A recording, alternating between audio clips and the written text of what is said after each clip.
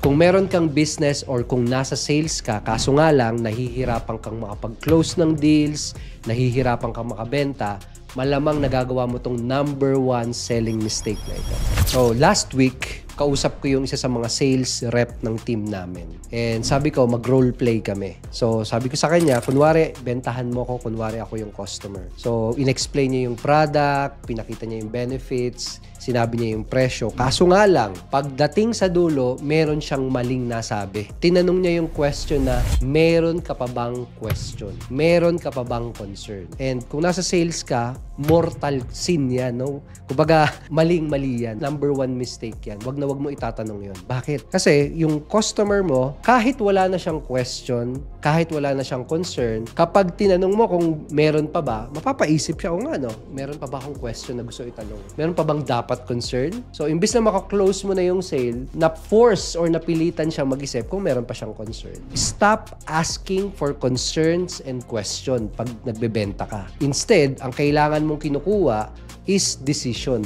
Start getting decision.